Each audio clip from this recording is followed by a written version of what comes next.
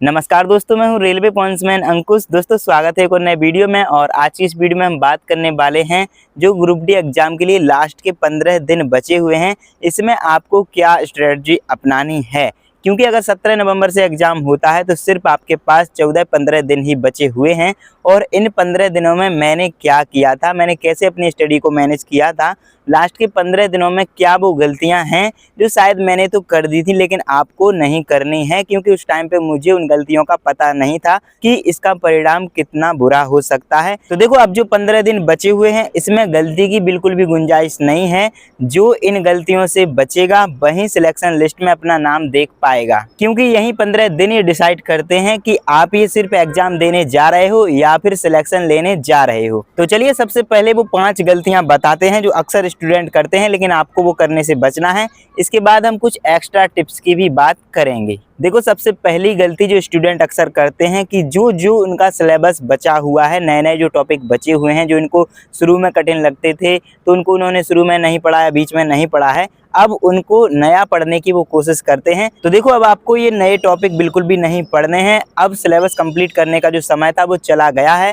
अब सिर्फ आपको जितनी ज़्यादा हो सके उतना रिवीजन करना है।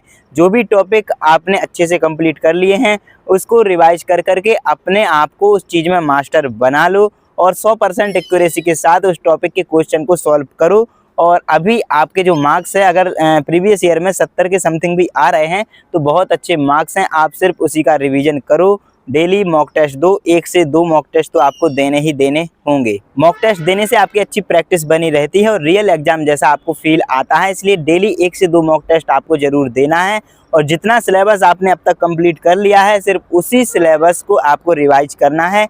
कोई भी नया टॉपिक पढ़ने की अब कोशिश नहीं करनी है, क्योंकि अब आप अगर नया टॉपिक पढ़ने जाओगे तो हो सकता है कि पुराना टॉपिक भूल जाओगे, इसलिए आपको सिर्फ रिवीजन करनी है। अब दूसरी जो सबसे ज्यादा स्टूडेंट गलती करते रहते हैं, अक्सर ये कम पढ़ने वाले स्टूडेंट करते हैं, यूट्यूब पे रैंडम वीडियो देखना। जितने भी यूट्यूब पे स्ट्रेटजी वाली वीडियो बनाने वाले जितने भी लोग हैं, इनकी वीडियो देखते रहते हैं। कोई ऐसा थंबनेल बना के दे देता है कि अगर साल भर से भी नहीं पढ़ा है तो सिर्फ 15 दिन में ग्रुप डी कैसे क्लियर करें, 15 दिन की ग्रुप डी क्लियर करने की स्ट्रेटजी, इस टाइप की बहुत सारी वीडियो यूट्यूब पे आपको मिल जाएंगी और वही देखने में आप लग जाओगे। जबकि आप शुरू से ही अच्छे से अपने एक टीचर से, एक सोर्स से और एक रूटीन से पढ़ते आ रहे हो, तो वही चीज़ आपको फॉलो करनी है। बिल्कुल भी आपको अपनी डायरेक्शन चेंज नहीं करनी है, डिस्ट्रैक्ट नहीं होना है। जिस टीचर से आप पढ़ते आ रहे थे, जो आपकी स्ट्रेटजी थी, जो आपका रूटीन था, वही चीज़ आपको अभी तक अपनानी है जो अपनाते आ रहे थे। किसी भी नई चीज़ में आपको नहीं फंसना है। अगर आपका सिलेबस अच्छे से सारे टॉपिक कंप्लीट हैं, और एक विशेष बात का ध्यान और रखना कि जो मैराथन क्लासेस आती हैं 6-6, 7-7 घंटे की, उनको बिल्कुल अवॉइड करना है, क्योंकि आप ऑलरेडी ये सारी चीज़ें पढ़ चुके हो तो सिर्फ रिवाइज करना है। तो या तो अपने नोट्स से रिवाइज कर लो या फिर जो मॉक टेस्ट दोगे उससे भी आपकी रिवीजन हो जाएगी। और जो भी आपके पास बुक हैं सिर्फ उसी से आप प्रैक्टिस करो, वही चीज़ आपकी एग्जाम में काम आने वाली है। सबसे पहले हम करंट अफेयर की भी बता देते हैं। जो लास्ट 8 महीने की करंट अफेयर है, तो या तो आपने अगर नोट्स बनाए हो, डेली कुमार गौरव सर की क्लासेस ली हो, तो उससे भी लास्ट 8 महीने की करंट अफेयर पढ़ सकते हो। वरना एक स्पीडी की बुक आती है, उसमें बढ़िया स्टेप बाय स्टेप सीक्वेंस से हर एक चीज़ करंट अफेयर की लिखी रहती है। उसके अलावा स्टैटिक जीके भी उस बुक से कंप्लीट हो जाती है, तो वो बुक ले लेना। मार्केट से 80 से 100 रुपये की मिल जाएगी और उससे आप अपनी करंट अफेयर को भी कंप्लीट कर लेना। लगभग 8 मार्क्स की करंट अफेयर आपको देखने को मिलेगी, जिसमें से 100% 6 मार्क्स की उसी बुक से आपके करंट अफेयर के क्वेश्चन आ जाएंगे। अब हम तीसरी गलती की बात करते हैं जो अक्सर स्टूडेंट करते हैं। वो स्टूडेंट करते हैं जो एग्जाम देने से डरते हैं।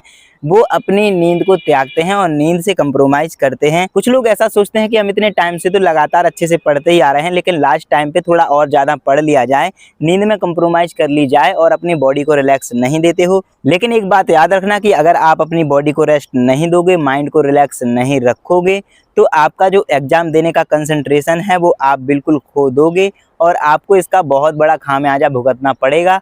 इसलिए आपको प्रॉपर 6 से 7 घंटे की नींद डेली लेनी है। ऐसा नहीं सोचना है कि हम लास्ट के 15 दिनों में रट्टा मार लेते हैं, जो चीज़ें छोटी हुई हैं उसको ज़्यादा जाग कर हम पढ़ लेते हैं। तो तो नींद से आपको बिल्कुल भी कंप्रोमाइज़ नहीं करनी है। लगातार 6 से 7 घंटे आपको डेली सोना ही सोना है। चौथी गलती की बात करें तो कई सारे ऐसे कैंडिडेट होते हैं कि वो सोचते हैं कि हमारा ये वाला टॉपिक छूट गया है, तो हम सबसे पहले इस टॉपिक को कंप्लीट करते हैं और मॉक टेस्ट नहीं देते हैं, मतलब प्रैक्टिस नहीं करते हैं। ये सबसे बड़ा वेपन होता है कि प्रैक्टिस नहीं करना। जितने ज़्यादा मॉक टेस्ट दोगे उतना अच्छा आपको एग्ज़ाम देने में फ़ायदा इसका मिलेगा। लेकिन अगर आप प्रैक्टिस नहीं करोगे, सिर्फ जो नए-नए टॉपिक हैं या फिर जो टॉपिक बचे हुए हैं उनका रिवीजन करने लगोगे या नए टॉपिक पढ़ने लगोगे, तो आपकी प्रैक्टिस नहीं हो पाएगी, आपका टाइम मैनेज नहीं हो पाएगा, एक्यूरेसी आपको पता नहीं चल पाएगी और किस सब्जेक्ट में कितने मार्क्स आ रहे हैं इसका अंदाज़ा भी नहीं लग पाएगा। तो आपको मॉक टेस्ट ज़रूर देना है और हो सके तो प्रीवियस ईयर के मॉक टेस्ट आपको देना है, जिससे आपका टाइम मैनेज, एक्यूरेसी और सारी चीज़ें आपको पता चलेंगी। एनालिसिस करोगे तो आपको अपनी गलतियों का भी पता चलेगा। तो प्रैक्टिस ज़रूरी है और मॉक टेस्ट देना भी ज़रूरी है। इसके बाद जो 5वीं गलती है जो अक्सर स्टूडेंट बहुत ज़्यादा करते हैं, नेगेटिव थॉट्स में फंसे रह जाना।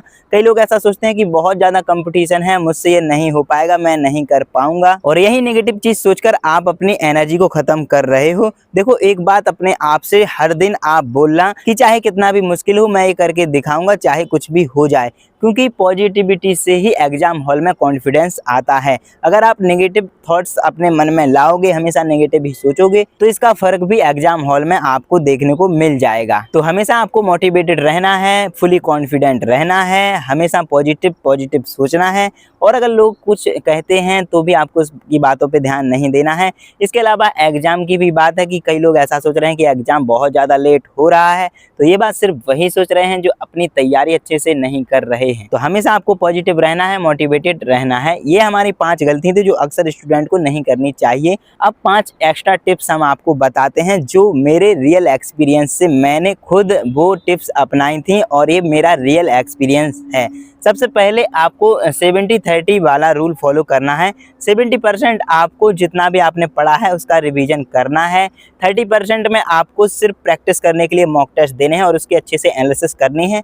इसको आप 2 पार्ट में भी तोड़ सकते हैं। सुबह के टाइम जितनी भी आपने अब तक सिलेबस कंप्लीट कर लिया है उसका रिवीजन करना है, कुछ एक टॉपिक पकड़ के हर एक सब्जेक्ट के, और उसका रिवीजन करना है थ्योरी का। इसके बाद शाम के टाइम में, इवनिंग के टाइम में आपको मॉक टेस्ट देना है। एक मॉक टेस्ट दोगे, अगर आपको समय कम लगता है एनालिसिस करने में तो आप सिर्फ एक मॉक टेस्ट भी दे सकते हो, वरना नाइट में फिर दूसरा मॉक टेस्ट भी आप देना, उसकी भी अच्छे से एनालिसिस करना, क्योंकि आप जितने ज़्यादा मॉक टेस्ट दोगे उतना ज़्यादा आपको फ़ायदा मिलेगा। बाकी रिवीजन तो चल ही रही है।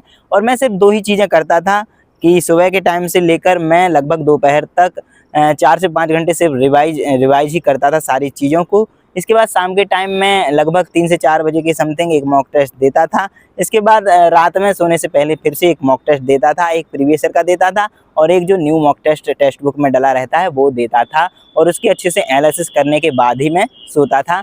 और बाकी कुछ ऐसे क्वेश्चन रहते थे जो मुझे यूनिक लगते थे, उनको मैं अलग से लिख लिया करता था या फिर मोबाइल में स्क्रीनशॉट ले लिया करता था। दूसरी जो स्मार्ट टिप्स है उसमें मैं कहता हूं कि वीक जो आपके एरियाज हैं, वीक जो टॉपिक्स हैं जो आप पहले पढ़ तो चुके हो लेकिन आपको ऐसा लगता है कि वो टॉपिक मेरे कमज़ोर हैं, तो उन सभी टॉपिक्स की आपको एक लिस्ट बनानी है और हर दिन एक वीक टॉपिक को आपको अच्छे से कंप्लीट करना है, जिससे आपका वो वीक टॉपिक भी स्ट्रॉन्ग बन जाएगा।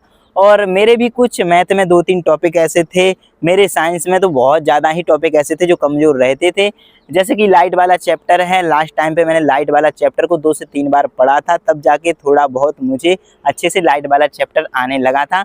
बाकी सारी चीज़ें एग्ज़ाम देने के बाद मुझे और भी अच्छे तरीके से समझ में आई हैं, लेकिन उस टाइम पे मुझे ज़्यादा कोई गाइड करने वाला नहीं था, तो जैसे तैसे करके मैंने लाइट वाला चैप्टर अच्छे से कंप्लीट किया था। बाकी साइंस में मुझे बहुत ज़्यादा दिक्कत आई थी, जैसे कि अभी आपको भी शायद आ रही होगी, लेकिन आज के टाइम पे मुझे साइंस में भी ज़्यादा दिक्कत नहीं आती है, क्योंकि कई सारी चीज़ें मैंने प्रैक्टिकली सीखी हैं। उस टाइम पे मुझे भी डर लगता था एग्ज़ाम का, इसलिए मैं उस तरीके से नहीं पढ़ पाता जिस तरीके से एक स्टूडेंट को पढ़ना चाहिए। तो जितने भी आपके वीक एरियाज हैं उन सभी की लिस्ट बनाओ, डेली एक टॉपिक को आप स्ट्रॉन्ग बनाओ और उस पर काम करो। तीसरी स्मार्ट टिप्स में मैं आपको बताता हूं कि अगर आपके पास लैपटॉप है तो आप मॉक टेस्ट लैपटॉप पर ही देना, और जैसा कि रियल एग्जाम हॉल में आप बैठे हो इस तरीके से देना। मतलब कि एक बार आपने मॉक टेस्ट शुरू किया तो जब तक वो बिल्कुल कंप्लीट नहीं हो जाता है तब तक आपको उस पे से बिल्कुल भी डिस्टर्ब नहीं होना है, उठना नहीं है, उसको आपको रोकना नहीं है। लगातार उस पे आपको पूरा का पूरा 90 मिनट का मॉक टेस्ट देने के लिए उसी पे बैठे रहना है।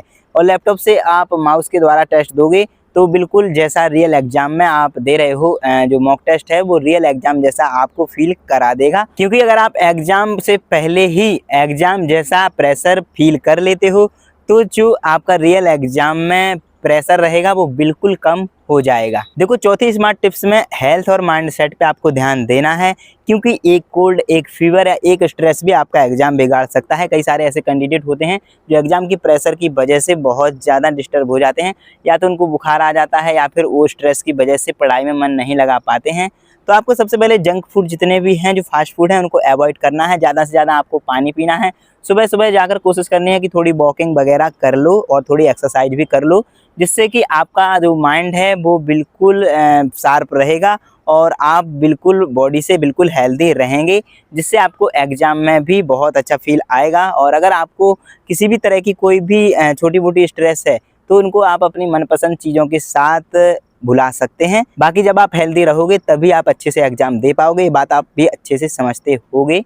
तो अपनी हेल्थ पे भी बिल्कुल ध्यान रखना है। और हेल्थ पे ध्यान देने के लिए जैसा कि मैंने स्टार्टिंग में बताया था कि आपको प्रॉपर 6 से 7 घंटे की नींद लेनी है, क्योंकि नींद ना लेने की वजह से आपको स्ट्रेस बहुत ज़्यादा हो जाएगा और फिर आपका एग्जाम बिगड़ने के बहुत ज़्यादा चांसेस बढ़ जाएंगे। 5वीं स्मार्ट टिप्स में मैं आपको वो चीज़ बता रहा हूँ जो आपको बहुत ज़्यादा मोटिवेटेड करेगी। विजुअलाइज योर सक्सेस, यानी कि आप रात में सोने से पहले अपने आप को पॉजिटिव फील कराया करो। जैसे कि सोचा करो कि मैं अपना एडमिट कार्ड लेके एग्जाम हॉल में गया था, मैंने एग्ज़ाम दिया था, मेरा एग्ज़ाम भी बहुत अच्छा हुआ था। जब इसका रिजल्ट आया तो मेरा लिस्ट में नाम भी आया है और मैंने फाइनल सिलेक्शन लिया है। इसके बाद जो नज़ारा है वो बहुत ज़्यादा देखने लायक होगा और ये चीज़ आपको बहुत ज़्यादा मोटिवेट करेगी और आपको पॉजिटिव बनाएगी। और अगर आप इस तरह से चलोगे तो एग्ज़ाम में बहुत अच्छा परफॉर्मेंस आप दे पाओगे। तो हमेशा सोने से पहले पॉजिटिव सोचकर ही सोना है, इससे बहुत ज़्यादा आपको पॉजिटिव एनर्जी मिलेगी। बाकी यही सारी स्मार्ट टिप्स थी और यही सारी वो गलतियां थी जो अक्सर स्टूडेंट कर देते हैं, इनको आपको अवॉइड करना है। तो भाई सिर्फ ये 15 दिन, अगर आपने 15 दिन दिल से दे दिए, चाहे रिजल्ट कुछ भी हो, अगर ये 15 दिन आपने दिल से दे दिए और सारी जान लगा दी तैयारी करने में, तो आपको कभी ये रिग्रेट नहीं होगा कि मैंने इतनी सी भी कोशिश करने में कमी रखी थी। लेकिन अगर आपने इतनी सी भी कमी रख दी और 1-2 मार्क्स अगर कम रह गए तो फिर आपको ज़िंदगी भर इस बात का पछतावा रहेगा कि मैंने अगर लास्ट के कुछ दिनों में अच्छे से तैयारी कर ली होती, शायद कुछ गलतियों को अवॉइड कर दिया होता, तो आज मेरा सिलेक्शन हो जाता। तो आपको दिल से और पूरी जान लगाकर 15 दिन तक अच्छे से तैयारी करनी है। बाकी जो सारी चीज़ें मैंने आपको बताई हैं उन सभी बातों का भी ध्यान आपको विशेष करके रखना है। और इन सारी चीज़ों में आपको कंसिस्टेंसी का भी ध्यान रखना है, लगातार पढ़ाई करना है, एक भी दिन मिस नहीं करना है, क्योंकि आप ये लाइफ के जो 15 दिन हैं ये बहुत ज़्यादा इम्पोर्टेंट हैं पढ़ाई पे ध्यान देने के लिए। इन 15 दिनों में आप अगर कोई सी भी लापरवाही करते हो तो ज़िंदगी भर आपको पछतावा हो सकता है, इसलिए इन सारी बातों का विशेष ध्यान आप रखना। बाकी अगर कोई चीज़ ऐसी है तो आप मुझसे पर्सनली इंस्टाग्राम पर भी पूछ सकते हो या फिर कमेंट में भी लिख सकते हो। बाकी उम्मीद है कि आपको ये वीडियो पसंद आई होगी। वीडियो पसंद आई है तो वीडियो को लाइक और अपने दोस्तों के साथ शेयर जरूर करना, और अगर अभी तक चैनल को सब्सक्राइब नहीं किया है तो सब्सक्राइब जरूर करना। चलिए मिलते हैं अगली वीडियो में, तब तक के लिए नमस्कार, धन्यवाद।